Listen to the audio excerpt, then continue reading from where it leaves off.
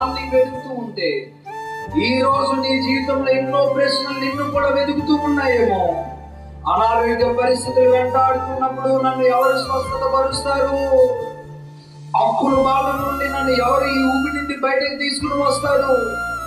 లేదా మన జీవితాలు చూసుకున్నప్పుడు ఒక సమస్య నుండి మరొక సమస్యలోకి వెళ్ళిపోతూ ఉంటే ఈ యొక్క భయంకరమైన స్థితి నుంచి నన్ను ఎవరు బయటకు తీసుకుని వస్తారు అని నీవు కూడా దేవుని మంత్రంలో ఉంటే ప్రియులారా, బలహీనులైన వారిని ఏర్పరచుకున్న దేవుడు ఆ యొక్క అనేక వైద్యుల చేత తిరిగి తిప్పలు పడుతున్న ఆ యొక్క చింతను చూసిన దేవుడు, ఆమెను స్వస్థపరిచిన దేవుడు, పుట్టి గుడ్డివాడి లోకం చేత వెలువైబడి అనేక మంది చేత చేదరించుకున్న వాడిని యేసు వెలువేసింది, సమాజం వెలువేసింది. గుడి దగ్గరికి వెళితే నువ్వు పక్కకి వెళ్ళిపో అలపం అనుకునే సమాజంలో బ్రతుకుతున్న వాడికి యేసు క్రీస్తు ప్రభు వారి యొక్క స్వరం,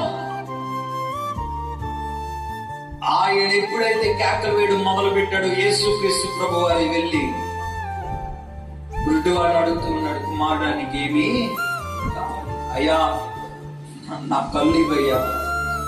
చిన్నప్పటి నుంచి గుడ్డివాడిగా బ్రతుకుతున్నాడయ్యా, లోకం నన్ను వెలువేసిందయ్యా, సమాజం నన్ను విడిచిపెట్టిందయ్యా, నన్ను కన్న నా తల్లిదండ్రులు నన్ను పోమన్నారయ్యా, ఈ లోకంలో నన్ను ప్రేమించే వారు ఎవరు లేరయ్యా, ఈ లోకంలో నన్ను ఆదరించే వారు ఎవరు లేరయ్యా, ఈ స్థితిని బట్టి నన్ను అందరూ హేళన చేస్తూ ఉన్నారయ్యా.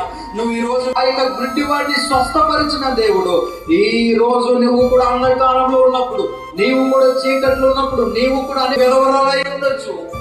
ఈ రోజు నీ యొక్క జీవితంలో నీ భర్త సరిగా లేకపోవచ్చు, ఈ రోజు నీ కుటుంబం బాగాలేకపోవచ్చు, ఈ పరిస్థితిని బట్టి నీకు విలువ లేదేమో, కానీ గుడ్డివాడికి విలువ లేదు. కానీ యేసు క్రీస్తు ప్రభు వారు ఆ గుడ్డివాడి దగ్గరికి వెళ్ళినప్పుడు, దేవా నా కన్నులు ఇమ్మని దేవుణ్ణి అడుగుతున్నప్పుడు, అనేక విధాలుగా తిప్పలు పడుతున్నప్పుడు, వారు ఏ విధంగా అయితే నజరేయుడైన యేసు క్రీస్తు ప్రభు వారి దగ్గరికి వచ్చారు, ఈ రోజు కూడా నీవు యేసు క్రీస్తు ప్రభు వారి దగ్గరికి వచ్చి నీ విశ్వాసము చొప్పున నువ్వు నిలవబడితే దేవుడు మన జీవితాల్లో ఉన్న చింతలన్నింటినీ కూడా తీసివేస్తాడు.